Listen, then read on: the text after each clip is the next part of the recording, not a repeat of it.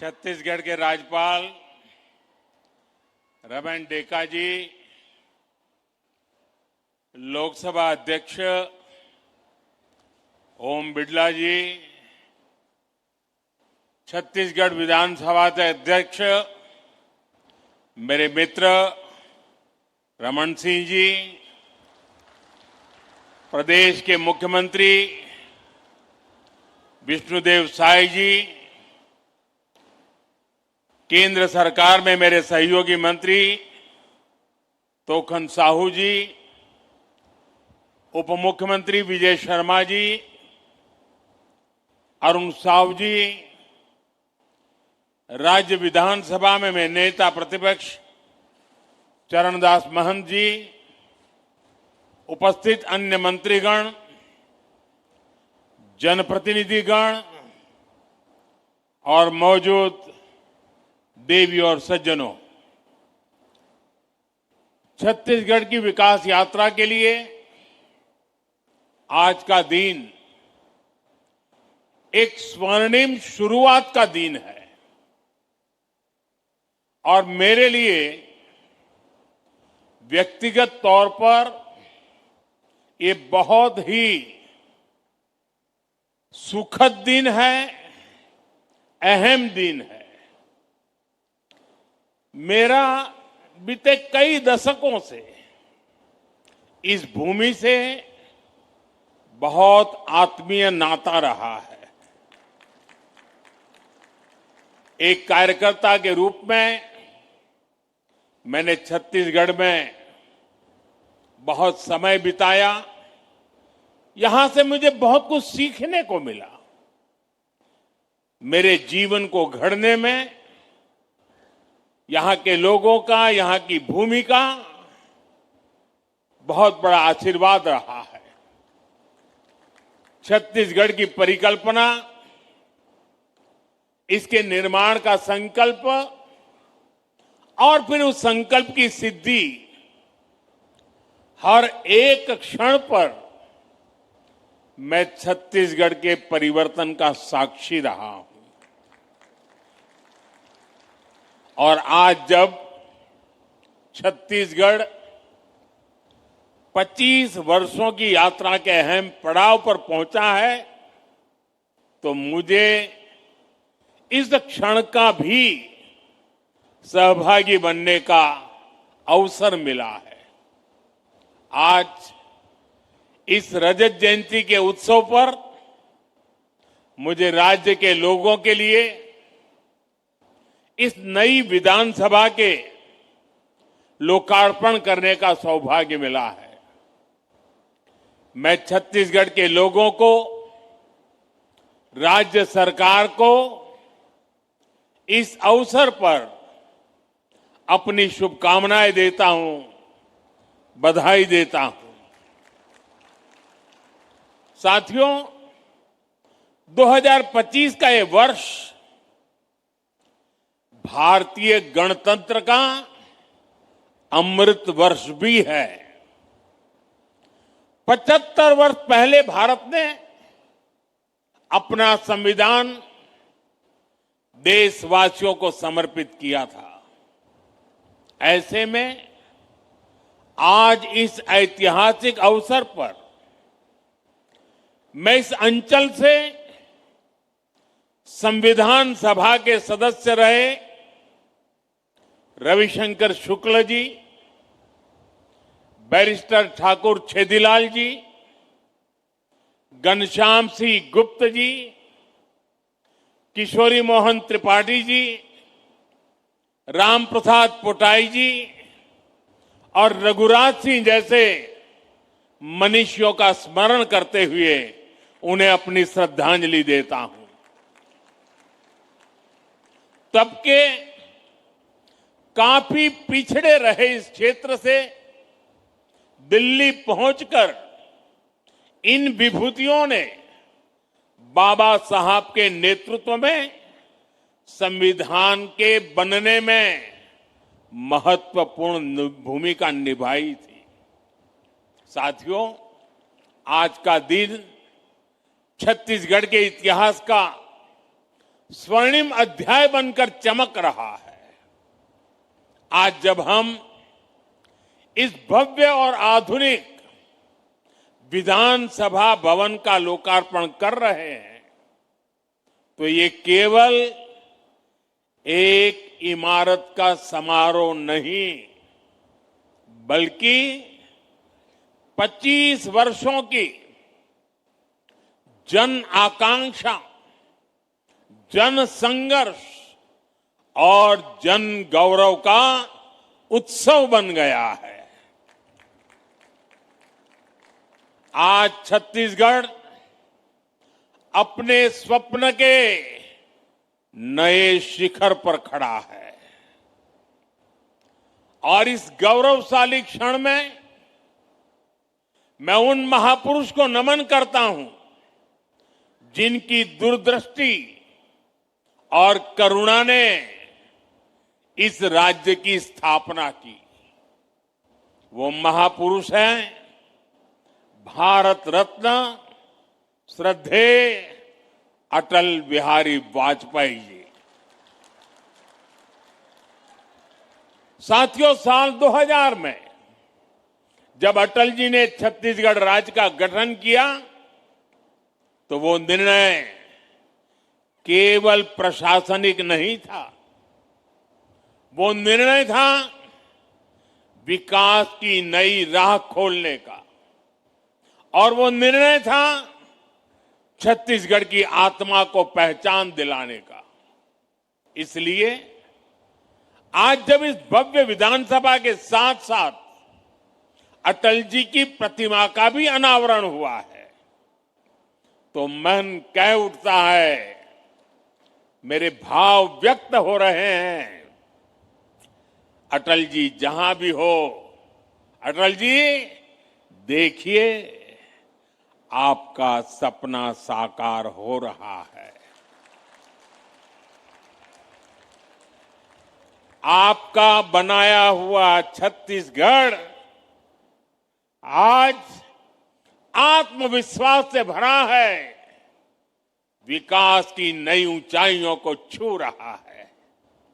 साथियों, छत्तीसगढ़ विधानसभा का इतिहास अपने आप में प्रेरणा स्रोत है।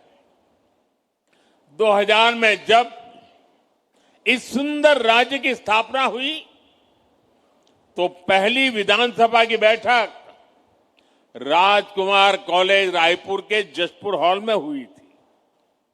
वो समय सीमित संसाधनों का तो था लेकिन असीम सपनों का था। तब केवल एक भावना थी कि हम अपने भाग्य को और तेजी से उज्जवल बनाएंगे। बाद में विधानसभा का जो भवन तैयार हुआ वो भी पहले किसी दूसरे विभाग का परिसर था। वहीं से छत्तीसगढ़ में लोकतंत्र की यात्रा नई ऊर्जा के साथ प्रारंभ हुई और आज 25 वर्षों के बाद वही लोकतंत्र, वही जनता एक आधुनिक, डिजिटल और आत्मनिर्भर विधानसभा के भवन का उद्घाटन कर रही है। साथियों, यह भवन लोकतंत्र का तीर्थ स्थल है। इसका हर स्तंभ पारदर्शिता का प्रतीक है। इसका हर गलियारा जवाबदेही की याद दिलाता है और इसका हर कक्ष जनता की आवाज का प्रतिबिंब है। यहां लिए गए निर्णय दशकों तक छत्तीसगढ़ के भाग्य को दिशा देंगे और यहां कहा हर एक शब्द छत्तीसगढ़ के अतीत, इसके वर्तमान का और इसके भविष्य का महत्वपूर्ण हिस्सा होगा। मुझे विश्वास है ये भवन आने वाले दशकों के लिए छत्तीसगढ़ की नीति, नियति और नीतिकारों का केंद्र बनेगा। साथियों, आज पूरा देश विरासत और विकास को साथ लेकर चल रहा है और ये भावना सरकार की हर नीति, हर निर्णय में भी दिखती है। आज देश की संसद को हमारा पवित्र सेंगोल प्रेरणा देता है। नई संसद की नई गैलरियां पूरी दुनिया को भारत के लोकतंत्र की प्राचीनता से जोड़ती है। संसद परिसर में लगी प्रतिमाएं पूरे विश्व को ये बताती हैं कि भारत में लोकतंत्र की जड़ कितनी गहरी है। साथियों, मुझे प्रसन्नता है कि भारत की यही सोच, यही भावना छत्तीसगढ़ के इस नए विधानसभा में भी झलकती है। साथियों, छत्तीसगढ़ का नया विधानसभा परिसर राज्य की समृद्ध संस्कृति का प्रतिबिंब है। इस विधानसभा के कण कण में छत्तीसगढ़ की भूमि पर जन्मे हमारे महापुरुषों की प्रेरणा है। वंचितों को वरीयता, सबका साथ, सबका विकास, ये भाजपा सरकार के सुशासन की पहचान है। यही देश के संविधान की स्पिरिट है। यही हमारे महापुरुषों, हमारे ऋषियों, मनीषियों के दिए संस्कार है। साथियों, मैं जब इस भवन को देख रहा था तो मुझे बस्तर आर्ट की सुंदर झलक दिखाई दी। मुझे याद है, कुछ महीने पहले थाईलैंड के प्रधानमंत्री जी को मैंने यही बस्तर आर्ट भेंट की थी। बस्तर की ये कला हमारी सृजनशीलता और सांस्कृतिक शक्ति का प्रतीक है। साथियों, इस भवन की दीवारों में बाबा गुरु घासीदास जी का मन खे एक समान का संदेश है, जो हमें सबका साथ, सबका विकास, सबका सम्मान सिखाता है। यहां के हर द्वार में माता शबरी की सिखाई आत्मीयता है, जो हमें हर अतिथि, हर नागरिक का स्नेह स्वागत करने की बात बताती है। इस सदन की हर कुर्सी में संत कबीर का सिखाया सच्चाई और निडरता का भाव है और यहां की नींव में महाप्रभु वल्लभाचार्य जी का बताया नर सेवा नारायण सेवा का संकल्प है। साथियों, भारत लोकतंत्र की जननी है, मदर ऑफ डेमोक्रेसी है। हमारा आदिवासी समाज तो पीढ़ियों से लोकतांत्रिक परंपराओं को जीता आया है। मुरिया दरबार, बस्तर की आदिम संसद इसका जीवंत उदाहरण है। वो आदिम संसद थी। सालों से हमारे यहां समाज और शासन मिलकर समस्याओं का समाधान करते रहे हैं और मुझे प्रसन्नता है कि इस विधानसभा में भी मुरिया दरबार की परंपरा को स्थान मिला है। साथियों, एक और, इस सदन के हर कोने में हमारे महापुरुषों के आदर्श हैं, तो वहीं इसकी अध्यक्ष पीठ पर रमन सिंह जी जैसा अनुभव नेतृत्व भी है। रमन जी इस बात का बहुत बड़ा उदाहरण है कि एक कार्यकर्ता अपने परिश्रम से, अपने समर्पण भाव से लोकतांत्रिक व्यवस्था को कितना सशक्त बना सकता है। साथियों, क्रिकेट में तो देखते हैं कि जो कभी कैप्टन रहता है वो कभी टीम में खिलाड़ी बनकर के भी खेलता है, लेकिन राजनीति में ऐसा देखने को नहीं मिलता है।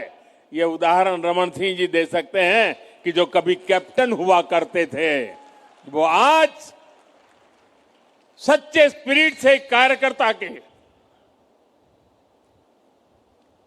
छत्तीसगढ़ की सेवा के लिए समर्पित हर कार्यकर्ता के लिए प्रेरणा के रूप में कार्य कर रहे हैं। साथियों, राष्ट्र कवि निराला जी ने अपनी कविता में मां सरस्वती से प्रार्थना की थी, प्रिय स्वतंत्र रहो, अमृत मंत्र नव भारत में भर दे। यह केवल काव्य नहीं था, यह आजाद भारत के नव सृजन का मंत्र था। उन्होंने नव गति, नव लय, नव स्वर की बात कही, यानी कि एक ऐसे भारत की जो परंपरा से जुड़ा हो लेकिन भविष्य की ओर पूरे आत्मविश्वास से आगे बढ़े। आज जब हम छत्तीसगढ़ के नए विधानसभा में खड़े हैं तो यह भावना यहां भी उतनी ही सार्थक है। यह भवन भी उसी नव स्वर का प्रतीक है, जहां पुराने अनुभवों की ध्वनि है और नए सपनों की ऊर्जा भी है। और इस ऊर्जा के साथ हम एक ऐसे भारत का निर्माण करना है, एक ऐसे छत्तीसगढ़ की नींव बनानी है जो विरासत से जुड़कर विकास के पथ पर आगे बढ़ सके। साथियों, नागरिक देवो भव ये हमारे सुशासन का मंत्र है और इसलिए हमें विधानसभा के हर निर्णय में जनता के हित को ध्यान में रखकर काम करना होगा। यहां कानून ऐसे बने जो रिफॉर्म को गति दे, जिससे लोगों का जीवन आसान हो, जो लोगों के जीवन से सरकार के अनावश्यक दखल को बाहर करे, सरकार का न अभाव हो और न ही अनावश्यक प्रभाव हो। यही तेज प्रगति का एकमात्र मंत्र है। साथियों, ये हमारा छत्तीसगढ़ तो भगवान श्री राम का ननिहाल है। भगवान श्री राम इस धरती के भांजे हैं। आज इस नए परिसर में श्री राम के आदर्शों को याद करने का इससे बेहतर दिन और क्या होगा। भगवान राम के आदर्श हमें सुशासन की सीख देते हैं। साथियों, अयोध्या में राम मंदिर की प्राण प्रतिष्ठा के समय हम सभी ने देव से देश और राम से राष्ट्र का संकल्प लिया था। हमें याद रखना है, राम से राष्ट्र का अर्थ है राम राज बैठे त्रिलोका, हर्षित भये गए सब रोग शोका। इसका अर्थ है सुशासन और जन कल्याण का राज। इसका अर्थ है सबका साथ सबका विकास की भावना से शासन। राम से राष्ट्र का अर्थ है नहीं दरिद्र को दुखी न दीना, जहां कोई न गरीब हो ना कोई दुखी हो, जहां भारत गरीबी से मुक्त होकर आगे बढ़े। राम से राष्ट्र का अर्थ है अल्प मृत्यु नहीं कव नीऊ पीरा, यानी बीमारियों से असमय मृत्यु ना हो, यानी स्वस्थ और सुखी भारत का निर्माण हो। राम से राष्ट्र का मतलब है मानव एक भक्ति करनाता, अर्थात हमारा समाज ऊंच नीच के भाव से मुक्त हो और हर समाज में सामाजिक न्याय की स्थापना हो। साथियों, राम से राष्ट्र का एक अर्थ ये भी है कि निशिचरहीन करऊं बही भुज उठाई पनकिन, यानी मानवता विरोधी ताकतों का आतंक के विनाश की प्रतिज्ञा। और यही तो हमने ऑपरेशन सिंदूर में देखा है। भारत आतंक के विनाश की प्रतिज्ञा करके आतंकियों की कमर तोड़ रहा है। भारत आज नक्सलवाद, माओवादी आतंक को भी समाप्त करने की तरफ बढ़ रहा है।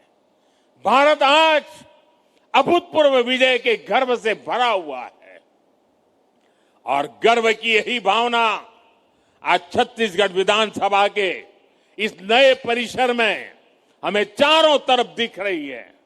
साथियों, पिछले 25 वर्षों में छत्तीसगढ़ ने जो परिवर्तन देखा है वो अद्भुत और प्रेरणादायी है।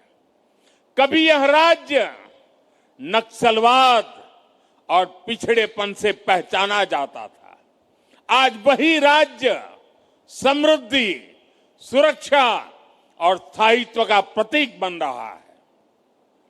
आज बस्तर ओलंपिक की चर्चा देश के कोने कोने में है।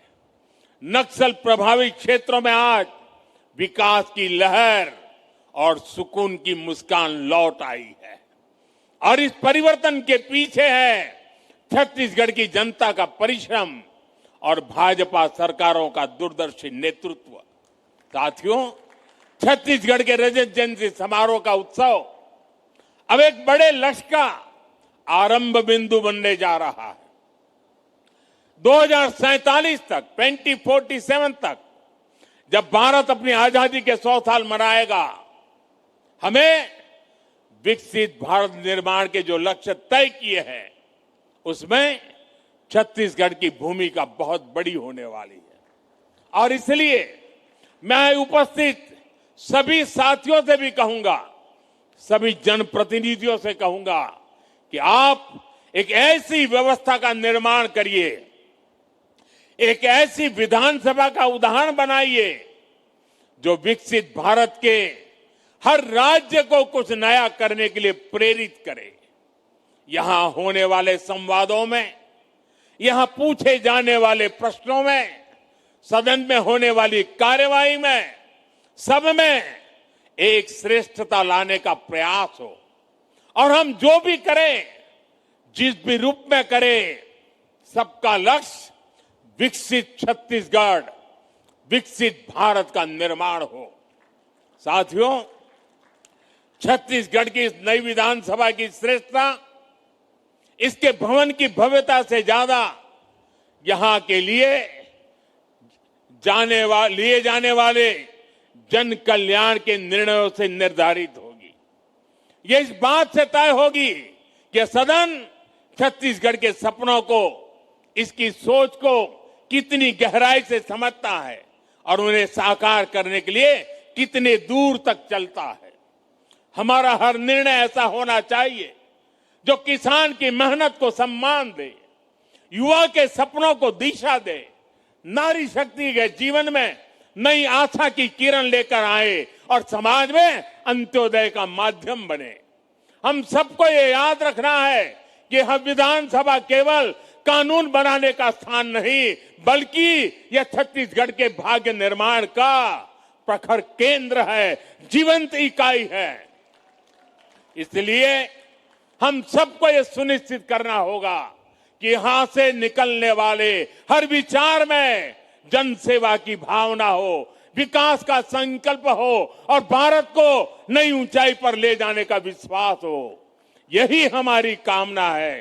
साथियों, लोकतंत्र में कर्तव्य को सर्वोपरि रखते हुए हम सब सार्वजनिक जीवन में अपनी भूमिका निभाए, यह संकल्प लेना ही नए विधानसभा भवन के लोकार्पण के इस अवसर के सबसे बड़ी सार्थकता होगी। आइए इस परिसर से हम सभी भारतीय गणतंत्र के इस अमृत वर्ष में यह संकल्प लेकर जाएं कि जनता जनार्दन की सेवा को ही अपने जीवन का ध्येय बनाएंगे। आप सभी को लोकतंत्र के इस सुंदर नव मंदिर के लोकार्पण पर मैं पुनः शुभकामनाएं और बधाई देता हूं। मैं मुख्यमंत्री जी को और विशेष रूप से मेरे मित्र रमन सिंह जी को इस कल्पना को साकार करने के लिए हृदय से बहुत बहुत बधाई देता हूं। जय भारत, जय छत्तीसगढ़, बहुत बहुत धन्यवाद।